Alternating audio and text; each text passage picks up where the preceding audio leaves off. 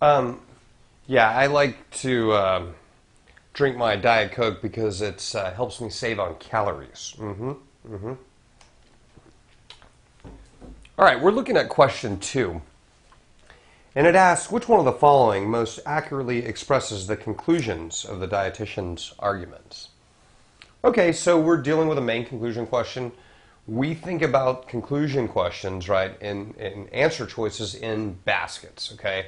The third and fourth baskets are those things that are not directly stated in the argument. They automatically fall out, okay?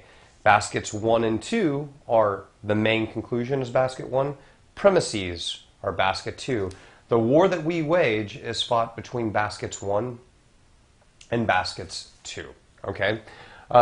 So beyond that, where we look for conclusions and arguments, we look for them in the first sentence, okay?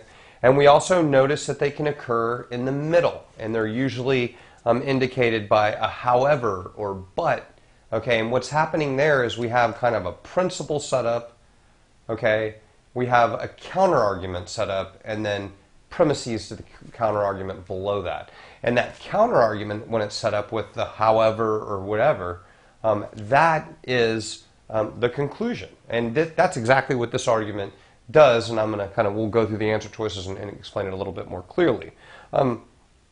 So let's just kind of take a look at what the argument is doing.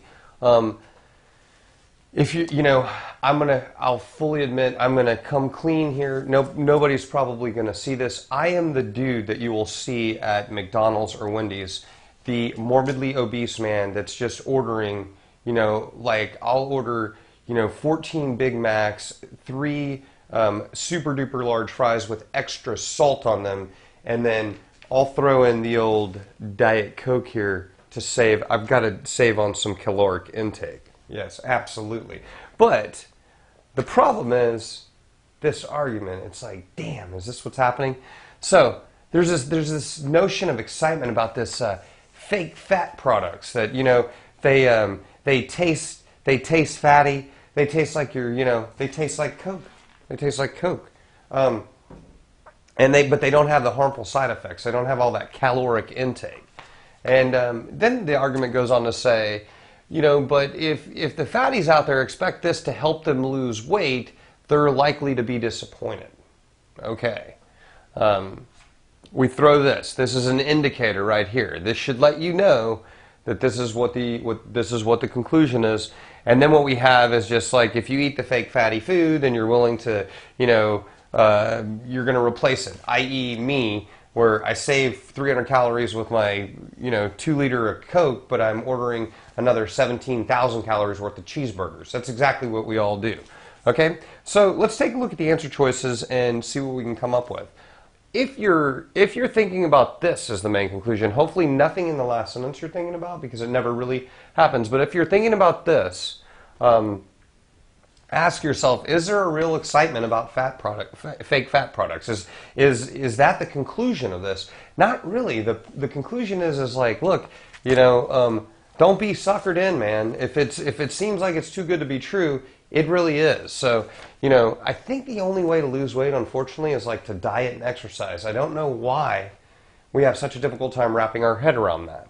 Okay, let's go to A. People tend to take in a certain number of daily calories no matter what type of foods they eat. I think this is stated to us. Yeah,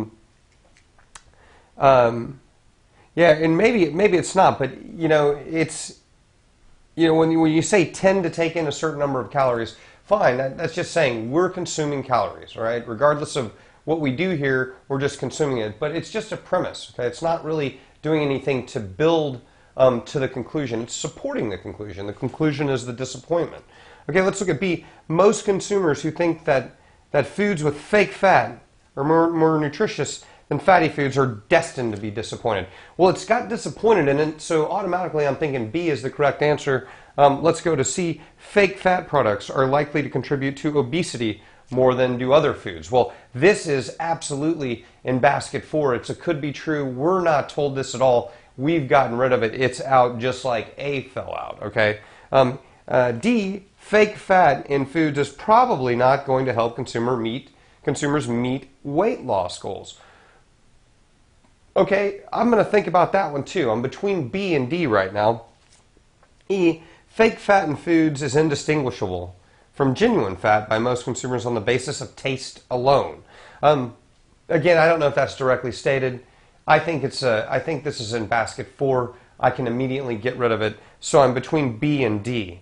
Well, let's take a look. So at this point in time, we would glance back up, and I look at this, and I say consumers who expect the new fat substitute to help them lose weight are likely to be disappointed. Okay, and I look at B, and I'm like, most consumers who think that foods with false fat are more nutritious than fatty foods. I'm like, well, this is talking about being more nutritious. It's using that buzzword disappointed, but it's talking about more nutritious. B falls out. I'm left with D. It's probably not going to help us meet our weight loss goals, and that's exactly what this conclusion is saying up top. It's saying if you expect the new fat substitute to help you lose weight, you're likely to be disappointed. D is the correct answer to the question.